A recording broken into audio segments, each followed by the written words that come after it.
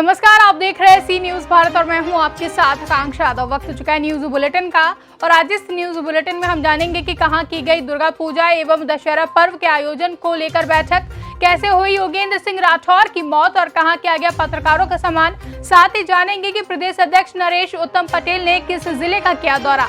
ये सब जानेंगे विस्तार से, तो चलिए निगाह डालते हैं इस वक्त की बड़ी खबरों पर।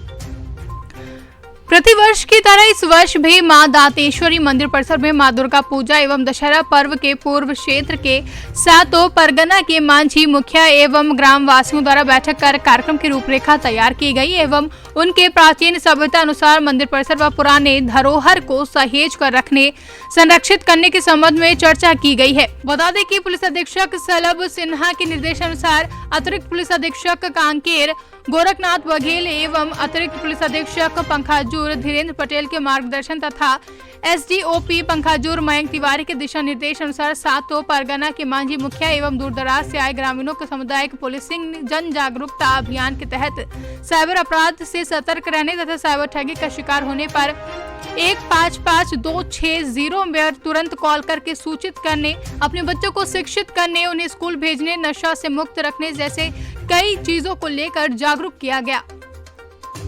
छत्तीसगढ़ से सी न्यूज संवाददाता शुभ पाइक की रिपोर्ट।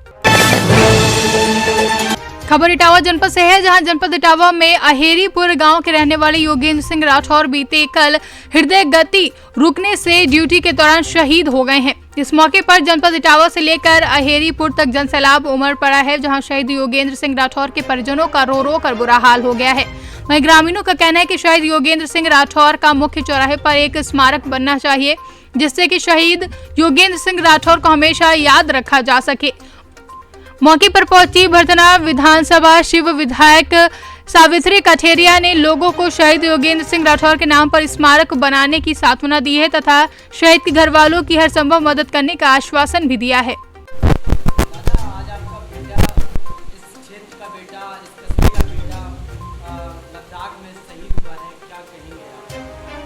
अरे लाल,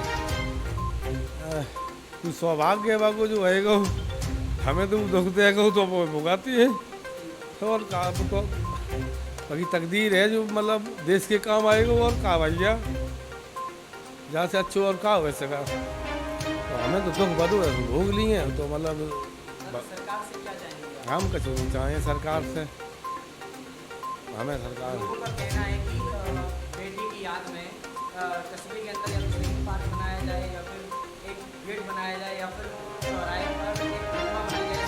विधायिका से भी सवाल किया है, विधायिका ने हाँ किया है। हम लाल कछु नहीं चाहत, हम तो मतलब जब चाहते हैं कि वो कुर्बान होएगा वो देश पे, हमारी पत्नी को कोख में मतलब रोशनी करेगा, बस इतनी खुशी है। और दुख तो इतना है कि लाल जल्दी रहो, जेली जैसे कछु काटिया जिंदगी मेरी। इटावा से सी न्यूज संवाददाता आशुतोष बाजपेयी की रिपोर्ट। इटावा जनपद के भरथना में विगत कुछ दिनों पहले हुआ एक हादसा, जिसमें भरथना के सीओ साहब इंस्पेक्टर वचन सिंह सिरोही, पुलिसकर्मी, फायर ब्रिगेड कर्मी, जिन्होंने पूरी मेहनत से आग पर काबू किया और उन्होंने भरथना में एक नई पहचान बनाई और किसी को चोट न पहुंचने के लिए इस पर जरूर ध्यान दिया। वहीं 2 दिन लगातार आग बुझाने का काम चलता रहा। उसी के उपलक्ष्य में जो भी आग बुझाने में लगे रहे उनको सम्मान और उनका मनोबल बढ़ाने के लिए यह कार्य किया गया। इस कार्यक्रम के दौरान सीओ विजय सिंह ने कहा कि मैं भरथना नगर वासियों का बहुत धन्यवाद करता हूं, जिन्होंने उस हादसे के दौरान पूर्णतः सहयोग किया और उन्होंने कहा कि अगर भविष्य में कोई भी किसी प्रकार की दिक्कत आती है तो निसंकोच उनके पास आ सकते हैं। इटावा से सी न्यूज संवाददाता इमरान खान की रिपोर्ट। योगी सरकार के लाख प्रयासों के बावजूद भी भ्रष्टाचार और घूसखोरी थमने का नाम नहीं ले रहा है। ऐसा ही एक मामला सामने आया है, जो जनपद हरदोई विकासखंड कछौना के ग्राम पंचायत अधिकारी कुलदीप की शह पर प्राइवेट युवक को बैठाया जाता है, जिसके द्वारा ही पूरी डीलिंग व घूस लेने का सिलसिला चलाया जा रहा है, जिसका वीडियो सोशल मीडिया पर वायरल हो रहा है। आपको बताते चले कि यहाँ पर परिवार रजिस्टर नकल से लेकर अन्य बहुत से काम ग्राम पंचायत अधिकारी कुलदीप द्वारा किए जाते हैं, जिनके शय पर इस युवक द्वारा हर व्यक्ति से धन उगाही की जा रही है, जिसका वीडियो सोशल मीडिया पर वायरल हो रहा है। सवाल यह उठता है कि सरकार द्वारा इतने कठोर कदम उठाने के बावजूद भी भ्रष्टाचार थमने का नाम क्यों नहीं ले रहा है। हरदोई से सी न्यूज संवाददाता प्रशांत तिवारी की रिपोर्ट। खबर कौशाम्बी से है, जहां समाजवादी पार्टी उत्तर प्रदेश अध्यक्ष नरेश उत्तम पटेल का प्रदेश में कई दिनों से जनसंपर्क दौरा जारी है, जहां कौशाम्बी में उनका आगमन हुआ, जिसे देखने के लिए भारी संख्या में कार्यकर्ता देखने को मिले। प्रदेश अध्यक्ष नरेश उत्तम पटेल बोले कि अब की बार अखिलेश यादव को मुख्यमंत्री बनाना है और बीजेपी पर प्रहार करते हुए बोला कि किसान परेशान हैं, बिजली गैस लाइट के दाम बढ़ गए हैं, लोगों के पास रोजगार नहीं है। इस बेरहमी सरकार से अच्छा शिक्षा की बात करो तो कॉलेज हॉस्पिटल की बात करो तो नहीं ध्यान देती है, बस हिंदू मुस्लिम और धर्म के नाम पर लोगों को लड़वाने का काम कर रही है। कौशाम्बी से सी न्यूज संवाददाता कुलदीप सिंह की रिपोर्ट। खबर अयोध्या से है, जहां अवध विश्वविद्यालय के अस्तित्व को बचाने की अपील की गई है। अवध विश्वविद्यालय पुरातन छात्र सभा ने शहर के एक स्थानीय होटल में प्रेस वार्ता की, जिसमें अवध विश्वविद्यालय की 2.900 हेक्टेयर जमीन श्रीराम एयरपोर्ट में जा रही है, जिसको बचाने के लिए मुहिम शुरू की गई है। अवध विश्वविद्यालय पुरातन छात्र सभा ने सरकार से मांग की है कि सरकार जमीन के बदले जमीन दे और अवध विश्वविद्यालय निःशुल्क नागरिक उड्डयन विभाग को जमीन उपलब्ध करा रहा है, जिसमें कुलपति आवास समेत 29 भवन एयरपोर्ट में जा रहे हैं। इसके साथ ही नवीन परिसर के भी 3 भवन भी एयरपोर्ट में जाएंगे। अवध विश्वविद्यालय पुरातन छात्र सभा के अध्यक्ष ओम प्रकाश सिंह ने बताया कि इस विश्वविद्यालय को बनाने के लिए बहुत आंदोलन हुए हैं, इसलिए इसके अस्तित्व को बचाना जरूरी है। मनोहर विश्वविद्यालय के संदर्भ में 3-4 दिन पूर्व सम्मानित समाचार पत्रों में खबर छपी कि विश्वविद्यालय अपनी जमीन निःशुल्क नागरिक उड्डयन विभाग को दे रहा है, जबकि ऐसा नहीं है। जबरा मारे रोए नदी वाली स्थित है। शासन ने अवध विश्वविद्यालय की भूमि कैबिनेट में जबरदस्ती पास कर लिया है कि विश्वविद्यालय हमें निःशुल्क दे रहा है, जबकि ना तो हमारी कार्य परिषद ने पास किया है, ना राज्यपाल ने ऐसा कुछ पास किया है। इस विश्वविद्यालय की स्थापना के लिए कांग्रेस की सरकार में बड़ा आंदोलन हुआ था, लोकसभा में पर्चा फेंका गया था। आज जितनी हमारी जमीन ली जा रही है और जमीन के बदले जो जमीन नहीं दे रही है सरकार, तो हमारी स्थिति जो है महाविद्यालय से भी कम हो जा रही है। सरस्वती माँ का मंदिर है, शिक्षा का मंदिर है, राम मंदिर के परिपेक्ष में एयरपोर्ट बन रहा है, तमाम चीज़ें बन रही है, उसका स्वागत है। लेकिन आपको याद होगा कि नालंदा और तक्षशिला जैसे विश्वविद्यालयों को जब जलाया गया तो हमको गुलामी झेलनी पड़ी थी। तो हमारी अपील है योगी सरकार से कि शिक्षा के मंदिर को बचाने के लिए जो जमीन दी जा रही है, हमारी सारी जमीन ले लीजिए। हमारा विश्वविद्यालय भी तिरछा मिर्चा रेलगाड़ी के डिब्बे जैसा है, हमको एक मुश्त कहीं जमीन दे दी जाए। मेरी मांग है कि भीमराव अंबेडकर स्टेडियम के बगल जो नरेंद्र कृषि विश्वविद्यालय का फार्म हाउस है, जिस पर अलाभकारी है कृषि विश्वविद्यालय के लिए, वो जमीन हमको दे दी जाए, हमारी सारी जमीन। और ये आंदोलन फैजाबाद के सारे लोगों से मेरी अपील है, पत्रकार, डॉक्टर, इंजीनियर्स, जनप्रतिनिधि, आम आवाम से, कि इस मुहिम को आगे बढ़ाएं और योगी जी से मांग करें कि कृपा करें शिक्षा के मंदिर को बचाएं। मैं ओम प्रकाश सिंह हूँ, अवध विश्वविद्यालय कार्य परिषद का पूर्व सदस्य और अवध विश्वविद्यालय पुरातन छात्र सभा का अध्यक्ष भी हूँ। अयोध्या से सी न्यूज संवाददाता IB सिंह की रिपोर्ट। बड़ी खबर बस्ती जिले के सामुदायिक स्वास्थ्य केंद्र के कप्तानगंज से सामने आ रही है, जहां प्रदेश विस्तार मंत्री आशा संघ अधिकार मंच के संतोष पांडे के द्वारा समस्त आशा संघ की आशा बहुओं की सामुदायिक स्वास्थ्य केंद्र पर एक बैठक बुलाई गई, जिसमें आशा अधिकार मंच के विस्तार मंत्री संतोष पांडे के द्वारा कहा गया कि आशा बहुओं की संगठन को मजबूत बनाने के लिए निर्मला तिवारी को संरक्षक बनाया गया है। इसरावती चौधरी को ब्लॉक अध्यक्ष, विमलेश तिवारी को महामंत्री व इंद्रावती देवी को उपाध्यक्ष बनाकर सम्मानित किया गया। वहीं कप्तानगंज आशा अधिकार मंच की ब्लॉक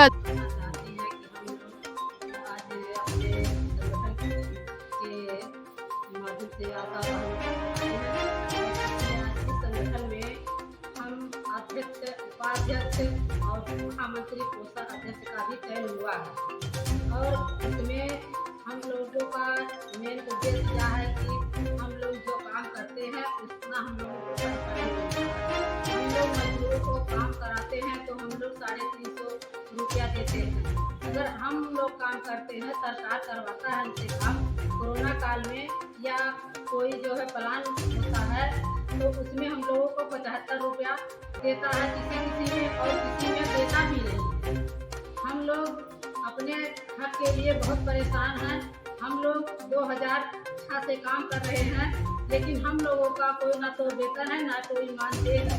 और हम लोग यही चाहते हैं कि हम लोगों का जो चुटपुट ऐसा किसी हर मत में पैसा मिलता है 75 रुपया, 150 रुपया, 200 रुपया, वो हमको ना दे करके हमको एक मुश्त पैसा दिया जाए और हम लोगों को अस्थायी किया जाए, ताकि हम लोग भी अपना जीविका चला सके, क्योंकि हमारे पास भी सभी बहनों के पास भी बच्चे हैं और पढ़ाई लिखाई कर रहे हैं, सब में पैसा भी हम लोगों का भी लगता है और हम लोग इधर उधर भटक रही हैं। हम लोगों का कहीं भी इज्जत नहीं मिलता है।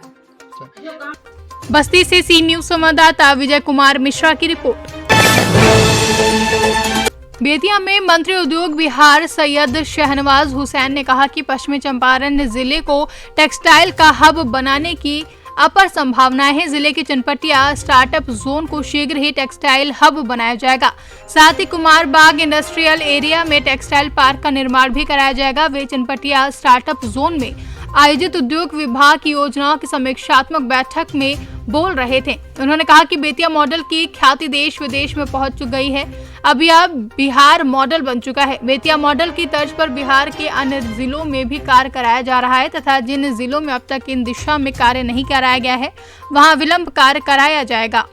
ये लेट से आया है।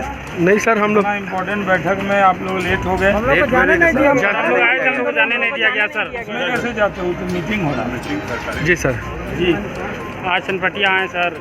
कैसा लगा? अभी नई टेक्सटाइल पॉलिसी ला रहे हैं, उसमें चनपटिया को ध्यान में रख के है बेतिया को टेक्सटाइल का हब बनाना है। अगर कोई टेक्सटाइल पार्क हमें केंद्र से मिलेगा तो कुमार बाग में उसको बनाने की योजना है। हमने पहले से जगह छोड़ रखी। चनपटिया में बंद पड़े चीनी मिल के बारे में कब चीनी मिल यहाँ के जो डीएम है लगातार इस पश्चिम चंपारण जिले को आगे बढ़ाने का काम कर, इस पर सर आपकी क्या प्रतिक्रिया? बहुत बढ़िया काम कर रहे हैं।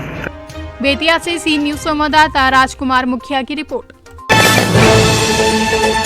ग्वालियर में यातायात पुलिस द्वारा पुलिस अधीक्षक अमित सांघी की नवीन पहल पर दुर्घटना में घायल हुए व्यक्ति को त्वरित प्राथमिक उपचार एवं आवश्यक सहायता उपलब्ध कराने के उद्देश्य से एक दिवसीय प्रशिक्षण कार्यशाला का आयोजन किया गया। इसके लिए ग्वालियर शहर में चिन्हित किए गए 9 ब्लैक स्पॉट क्षेत्र के निवासरत समाजसेवी को एक्सीडेंट रिलीफ वार्डन बनाकर प्राथमिक उपचार हेतु प्रशिक्षण दिया गया, जहां ग्वालियर शहर में चिन्हित ब्लैक स्पॉट क्षेत्र में आए दिन एक्सीडेंट होते रहते हैं। इन ब्लैक स्पॉट क्षेत्र में होने वाले एक्सीडेंट में घायल व्यक्ति को तत्काल उपचार उपलब्ध कराने के लिए एक दिवसीय प्रशिक्षण कार्यशाला का आयोजन किया गया, जहाँ एक्सीडेंट के दौरान घायल हुए व्यक्ति के लिए प्रथम 1 घंटा गोल्ड ऑफर रहता है। इस दौरान यदि किसी घायल को समय रहते प्राथमिक उपचार मिल जाए तो उससे बचाया जा सकता है। सर, आप सभी का धन्यवाद, आपको समय निकालकर आए। मैं आपके वॉर्डन का भी धन्यवाद करना चाहूँगी और हमारे जो वॉलंटियर्स हैं एक्सीडेंट रिलीफ के उनका भी, और हमारे पुलिस के PIs और PSPs जो अपना कीमती समय निकाल के धन्यवाद। क्या करना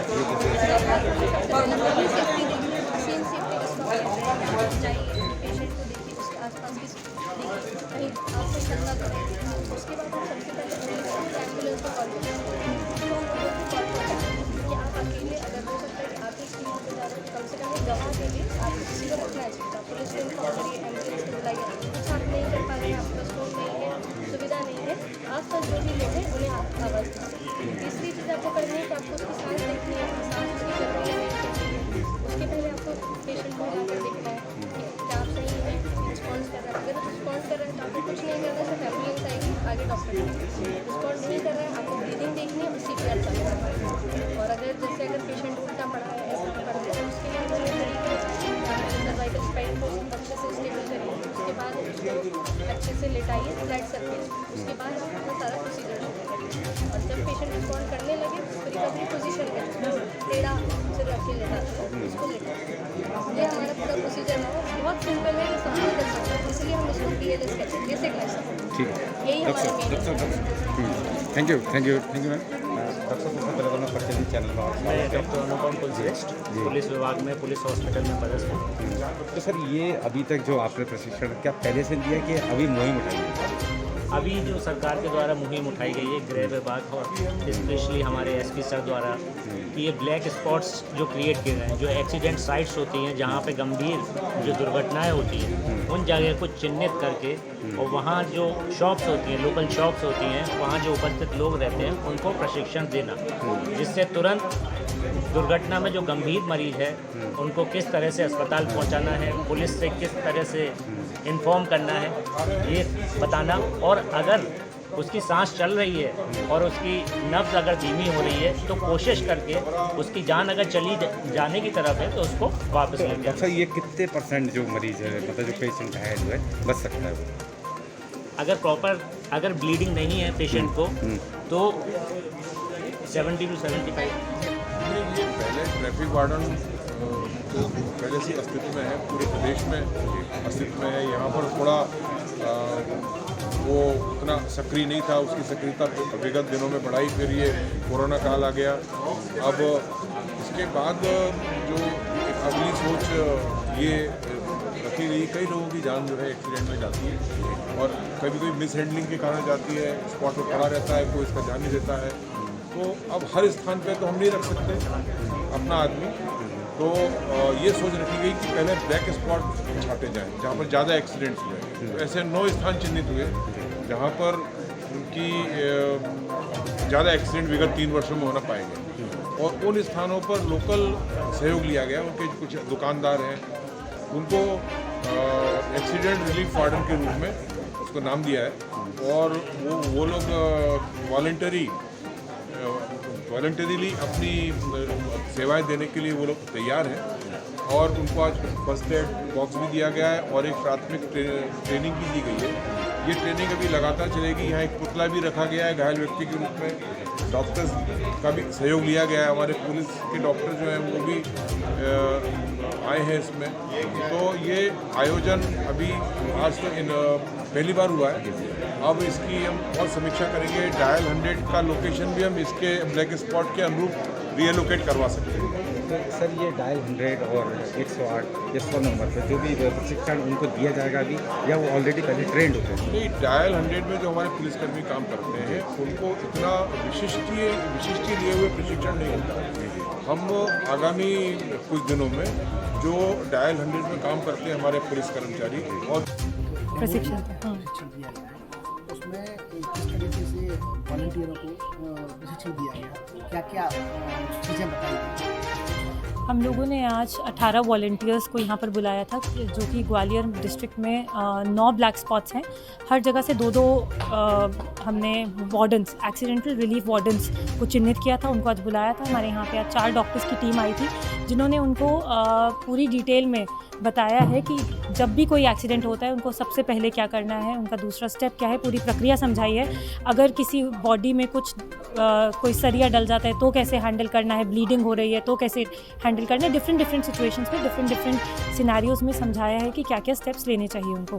आज ये पहला कदम था, पहली ट्रेनिंग उनको दी गई है, उनको फर्स्ट एड बॉक्सेस भी डिस्ट्रीब्यूट किए गए हैं। इस ट्रेनिंग को हम लगातार करते रहेंगे, जिससे जो लोग हैं, क्योंकि कई चाय वाले हैं, कई सलून वाले हैं, उनको कॉन्फिडेंस आ पाए और हम चाहते हैं कि अगर इससे एक भी जान बच पाती है कभी तो ये बहुत ही अच्छा काम होगा। कितने वॉलंटियर बनाए गए? हाँ, हमारे अभी 18 जो हैं वॉलंटियर्स बनाए गए हैं, उसमें फ़िलहाल अभी एक ही फीमेल है। हम आगे कोशिश करेंगे कि और लोग इसमें जुड़ पाएँ। ग्वालियर से सी न्यूज़ संवाददाता योगेश बिसारिया की रिपोर्ट। खबर इंदौर से है, जहां ग्राम मिर्जापुर खंडवा रोड इंदौर ग्राम पंचायत में रामजी वाटिका में कॉलोनी वासियों के द्वारा मीटिंग की गई, जहां मिर्जापुर सरपंच द्वारा कुछ समस्या बताई गई और समस्या का निस्तारण भी किया गया। इसी दौरान सरपंच ने अपने कार्य गिनवाते हुए बताया कि शमशान घाट बनवाया है, स्टे लाइट लगवाई है, गांव में आवास योजना में कई लोगों को आवास का लाभ दिलवाया है, राशन कार्ड भी बनवाए गए हैं। ऐसी शासकीय योजनाएं लोगों को दी जा रही हैं। सर, यहाँ पे जो मीटिंग रखी गई है, क्या कारण रहा है जो कुछ आरोप लगा रहे कि कचरे की गाड़ी नहीं आ रही है, सड़कें हैं, कुछ लाइटें नहीं चल रही है, इस विषय में आप क्या कहना चाहेंगे? देखिए, ये बात इनने उठाई कि ये भैया रोड की समस्या सबसे बड़ी है ना। तो ये जो रोड है ये PWD की पंचायत के अंडर में नहीं आती। दूसरी समस्या इनकी कचरे की गाड़ी आती है, मगर ये कुछ लोग यहाँ पर 80 परिवार है, उसमें से केवल 20 या 24 लोग इसका शुल्क देते हैं, बाकी के लोग देते नहीं। कुछ लोग ऐसे हैं जो जान करके कचरा डालते नहीं ताकि उनको शुल्क देना पड़े। तो बगैर उसके खर्चे के गाड़ी चलेगी क्या? उसके 30,000 रुपये महीने का खर्चा है और आता है यहाँ से 4-5 हज़ार रुपये, तो कैसे गाड़ी चलेगी? दूसरी चीज़, हमने इनको बोला कि भैया कचरा गीला अलग सूखा अलग करके देना, ये दोनों मिक्स करके देते हैं। जहाँ हम कचरा भेजते हैं वो कचरा हम चल लेते नहीं। ये जिस दिन ये खुद अगर ये ऐसे सुविधा करके देंगे ऑटोमेटिक आपकी गाड़ी चालू हो जाएगी। रही बात पीडब्ल्यूडी की रोड की, तो पीडब्ल्यूडी की रोड वो सेंसन है, जब भी गवर्नमेंट के पास पैसा आएगा वो रोड बन जाएगी। वैसे तो पंचायत का उसमें कोई लेना देना है नहीं, फिर भी हम उसके लिए लगे हुए हैं। मधु वर्मा जी से बात हो गई, हमारे सांसद जी से बात हुई है, हमारी सब अधिकारियों से भी बात हो गई है। पर क्या है कि गवर्नमेंट के पास फंड आएगा वैसे ही बन जाएगी। और जो दूसरी कौन सी समस्या आप बताएं? कॉलोनी में जो कुछ मेंटेनेंस वाला भी होगा या कॉलोनाइजर ने कॉलोनी को काटी है या? हाँ, जैसे ये बता रहे थे कि यार स्ट्रीट लाइट कॉलोनी के अंदर, तो कॉलोनी के अंदर ये पंचायत के अंडर में तो आती नहीं है। इसका मेंटेनेंस ये अपने बिल्डर को देते हैं, तो वो देगा इनको सुविधा, पानी की व्यवस्था वो करेगा, लाइट की व्यवस्था वो करेगा, ये पंचायत थोड़ी करेगी। हाँ, आप ग्रामीण में जाओ, आप वहाँ देख लो, अगर एक रोड भी अगर कच्ची हो तो बता देना मेरे को। गांव में नल जल व्यवस्था करवा दी, गांव का शमशान घाट बिल्कुल सुंदर बना दिया है ना। स्ट्रीट लाइट लगी हुई है गांव में। और ये बाहर की जो स्ट्रीट लाइट की बात कर रहे हो, यहाँ से वहाँ तक की आप जाके देखो, आप खुद देखना कि यहाँ से वहाँ तक रात में आना और देखना लाइट पूरी चल रही है। हाँ, अभी बारिश के कारण कुछ दिन के लिए वो बंद हो गई थी, तो वो क्या 33,000 की जो लाइट जल रही है उसके नीचे फाल्ट था, तो वो क्या है उसके लिए परमिट नहीं मिलता है। तो वो उन्होंने बोला था कि बोले भैया जैसे ही पानी खुलेगा हम चालू कर देंगे, तो उन्होंने चालू भी कर दिया। रही बात इनकी कचरे की, तो बस ये कचरा का ये खुद निपटान कर दे हो जाएगा, कोई भी दिक्कत नहीं है। और गाड़ी है हमारे पास गाड़ी है, कर्मचारी है, ड्राइवर है, सब समस्या है बता रहे हैं, पानी की समस्या बता रहे हैं। सर पहला तो मैं बताना चाहूँगा आपको, रोड के लिए हम सतत लगे हुए हैं। सांसद जी के पास भी लेटर दे चुके हैं, सांसद जी से भी मिल चुके हैं। उसका पूरा बजट बन के भोपाल पहुंच चुका है। मधु भैया ने भी हमको यही बताया कि इसका पूरा बजट बना के हमने वहाँ पहुंचा दिया है, उसको स्वीकृति मिल जाए, बस ये मान के चलना है कि 1-1.5 महीने में अपने को स्वीकृति वहाँ से मिल जाएगी। उसके बाद अपना रोड का काम चालू हो जाएगा। उसके बाद दूसरी समस्या आप बोलो स्ट्रीट लाइट की। स्ट्रीट लाइट सब आप भी समझते हो, पूरी लगी हुई है रोड तक। बारिश के अंदर क्या होता है कि फाल्ट कुछ हो जाता है, इस कारण से बंद हो जाती है, कुछ टेक्निकल प्रॉब्लम आ जाती है। बाकी आप देख लेना पूरी लगी हुई है। और क्या समस्या है सर? कचरे की गाड़ी नहीं आ रही। कचरे की गाड़ी का सर क्या है, इन लोगों को पूरा एक होना पड़ेगा, सभी को पेमेंट करना पड़ेगा उसका, तो ही हम उसको चला पाएंगे, क्योंकि हमारे को भी खर्चे हैं उसके, कैसे मेंटेन करेंगे। कुछ लोग बोल रहे हैं कि कचरे की जो बिल आता है वो पेमेंट रसीद नहीं देते, क्या कारण है जो रसीद नहीं मिलती है? सर अब उनको ऑनलाइन कर दिया जाएगा और अब ऑनलाइन उनको रसीदें मिलेगी। सर आपका नाम? मनीष वर्मा, मधु। इंदौर से सी न्यूज संवाददाता संतोष मालवी की रिपोर्ट। फिलहाल के लिए बुलेटिन में बस इतना ही। देश और दुनिया की तमाम बड़ी खबरों के लिए बने रहे सी न्यूज भारत के साथ। हर खबर आपके साथ, आपके हाथ।